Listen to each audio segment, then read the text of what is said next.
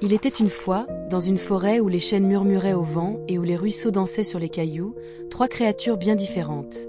Un renard rusé, un loup vorace et un cheval placide. Le renard, au pelage roux et aux yeux pétillants de malice, trottinait avec légèreté, toujours prêt à tirer profit des faiblesses d'autrui. Le loup, gris et famélique, rôdait avec une faim insatiable, ses crocs luisant sous la lune comme des promesses de carnage. Le cheval, quant à lui, un vieux hongre à la robe usée, broutait paisiblement dans une clairière, ses sabots marquant la terre d'un pas lent et sûr, indifférent aux manigances du monde. Un jour d'automne, alors que les feuilles craquaient sous leurs pattes, le renard et le loup se croisèrent près du pré où paissait le cheval. Les deux compères, affamés après une chasse infructueuse, fixèrent l'animal avec des regards aussi différents que leur nature. « Quelle proie splendide !» grogna le loup, la bave aux lèvres, imaginant déjà ses dents dans cette chair tendre. « Splendide, oui, mais énorme !»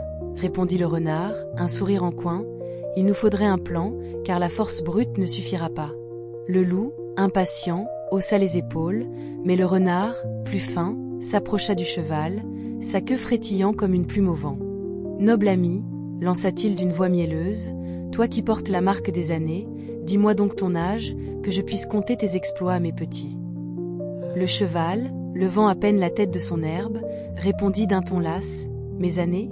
Elles sont écrites sur mes dents, si tu sais lire. Viens voir de plus près. » Le renard, flatté par sa propre ruse, s'avança, jetant un clin d'œil au loup qui attendait, tapi dans l'ombre.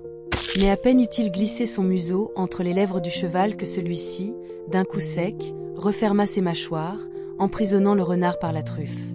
Un cri étouffé s'échappa, suivi d'un rire grave du cheval, trop curieux, petit malin.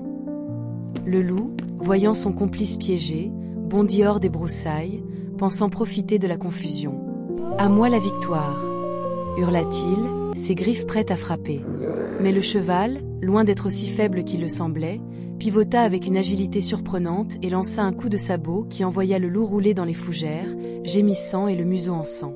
Libérant enfin le renard, qui titubait, humilié, le cheval les toisa de ses yeux calmes.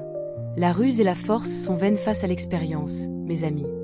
Retournez à vos jeux, et laissez-moi à mon herbe. Le renard, frottant son museau endolori, s'éloigna en boitant, tandis que le loup, la queue entre les jambes, grognait sa défaite.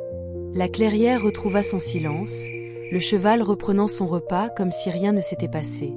Les animaux de la forêt, témoins de l'affaire, murmurèrent cette leçon dans les buissons. La malice et la brutalité ne triomphent pas toujours, surtout face à un esprit qui a vu bien des hivers.